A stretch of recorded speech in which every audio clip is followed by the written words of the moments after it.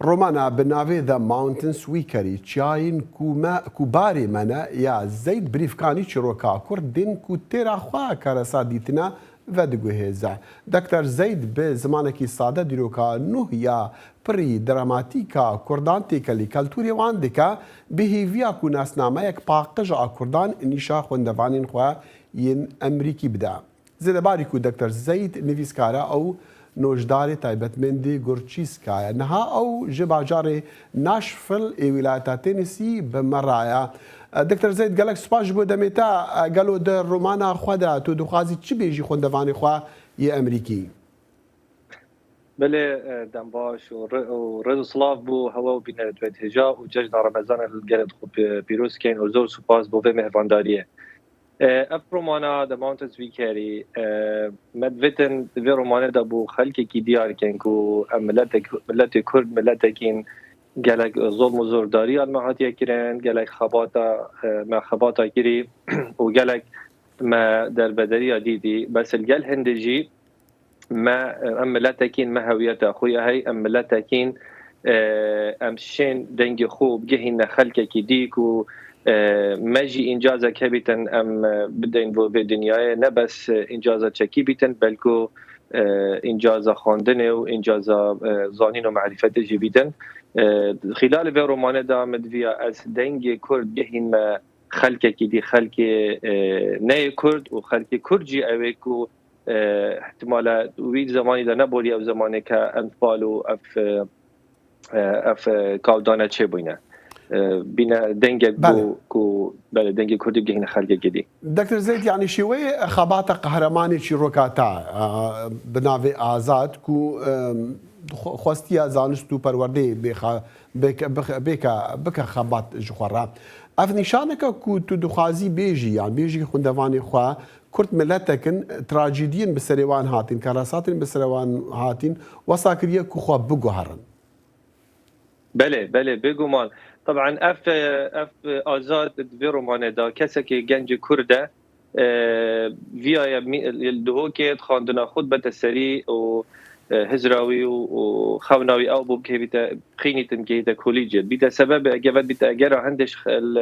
شمال اخو کسو کارت خودیت که بیتن و وقتی که دانت انفال چد بن جگ ود بن و اف کار ستب سرواتن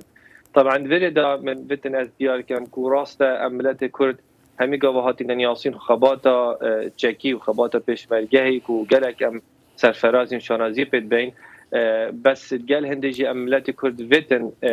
خباتا زانست جی مل گل پیش خباتا چکی بکین دا بشن دنگی خوب گهین خلقه کی دی و دوی رومانه دا اف آزاد گلک تضحیات داد گلک دشتاد دست یعنی دستوید چنوش خلقی خو و مالا خودیر که بی تجبر خوناوی کو خواندنا خوب بتسری و نام یعنی دست خوب بینیدم دکتر زید یعنی 10-12 پرن یکین رومانات ده مرخوندن من چیروکا آزاد ناس کرزوزو کو زاروکا که بابي خوش داز دايا بابي ويديجي شر عراقي بويد الإيراني ونخواستيا خزمتا لشكري صدام حسين بكان يعني أو دمي آزاد تيدي جياي همان دمي كنت جيايا ودمي زاروكاتيا تبو يعني قالوا أو آزاد كساتيا خونا تبو يتوكي ويلي بي يانجي تخادوي رومان دا دبيني يعني دكتور زيد دكي قارماني رومان أخوة بله تشي بيجي بيتشاكش هردوكا طبعا وي وقت أفكا ودانا تشي بوين وكي قالك خزانة ديد كرد أم الباجري الجين يعني جبال كنترولا حكمتي يا ميديا قطع كلي بون قال خلقي ما الجياي والجندا كو أف كودانة أنفال بسري وهادين بله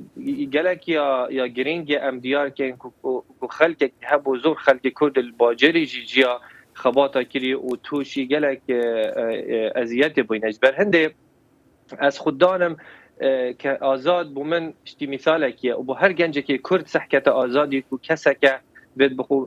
مثاله که جبیریتن و بیتا قدوات حياتوي دا كو خواندنه و زانست معرفت بتسری نقطه کدی زور یا گرینگ مزوتن بو خلق ما دیار کن کو گلک خلق ما هبو که الباجری جی خباتا كيري بشواكي كو احتمال نهاتي برشاف يعني مثالك دبيجم بابا من ايك شوابو فرصة خاندني بو دركت يا ماستري بس چنكي قبيلنا مزاكة بيت حزب داخلي حزب بعث بيتن زور تهديد غدا لها تكريم ونا بو سبب هذا نيشيا خاندنا خو بدسري بس وقت ما هاتنا امريكا اول تشكيلي قلتي ازد خاندنا خو ماستري بمسري اذا تشتك بو من كجنجه كرد كو بزانم يعني بو من شكل كو خاندن تشتكي قالك مهمه كواتا كساتيا ازادي تكليه كساتيا تو بابتجي خواندن ودهوج من زاني كنت تو لباركو في روماني وكرني زماني كرديجي بله نكاب زماني كردي بعد كرمانجي وصوراني وعربي وفارسي جديد وديران بله دست خوش دكتور زياد زور سپاس جبوتا زور سپاس قالك ممنون مين انصاف سلامات